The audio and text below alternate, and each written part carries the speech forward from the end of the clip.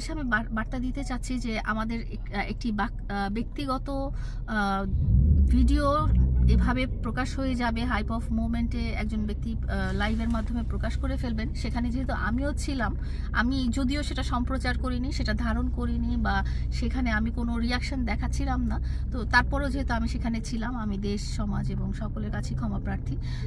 আমার ধারণা যে আসলে নেগেটিভ মানুষের কাছ থেকে দূরে চলে যাওয়াই ভালো, এবং যেই ডিসিশনটা আমি নিয়েছি, এবং আমি আপনাদেরকে এখনও গ্যারেন্টি দিয়ে বলতে পারি যে আমার ভেরিফাইড টিকটক, ফেসবুক এবং ইউটিউব বা ইনস্টাগ্রামে আপনারা একটাও নেগেটিভ ক্যাপশন বা একটাও নেগেটিভ বা একটাও অশালীন কোনো ভিডিও বা পোস্ট পাবেন না।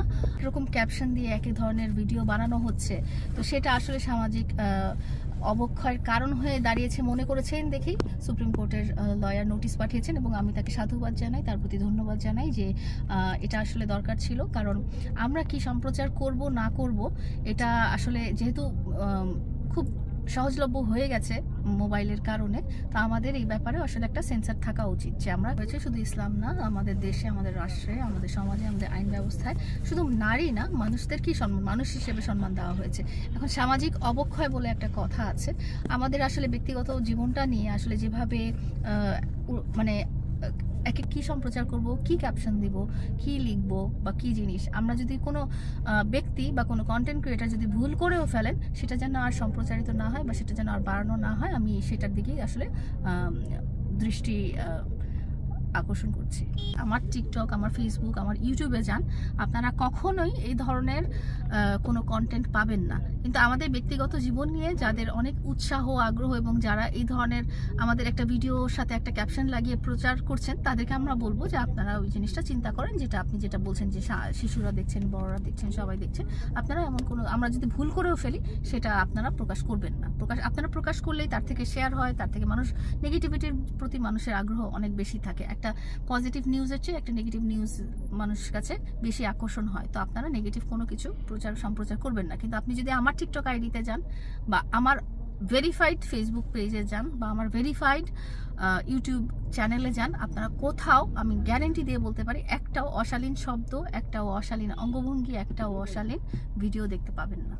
আর আমাদের নাম দিয়ে আসলে অনেক রকম ফেক পেজ খোলা হয়েছে, আমাদের নাম দিয়ে অনেক রকম ফেক আইডি খোলা হয়েছে। সেখানে যদি তারা অশালীন কোনো কিছু সম্প্রচার করে থাকে, আমি বলবো যে সেগুলো আপনারা যথাযথভাবে রিপোর্ট মারবেন এবং আপনারা ইগনোর করে যাবেন। আপনারা শুধু আমার ভেরিফাইড পেজটা দেখবেন, আমার ভেরিফাইড টিকটক আইডিটা দেখবেন, যে সেখানে অশালীন, আজ পর্যন্ত কোনো অশালীন কোনো কিছু আমি সম্প্রচার করিনি, অশালীন কোনো ক্যাপশন দেইনি, এবং আমাদের ব্যক্তিগত জীবনও কিছু না, সেখানে বিনোদন দেওয়ার জন্য ছোট ছোট রিলস বা টিকটক করা হয়েছে।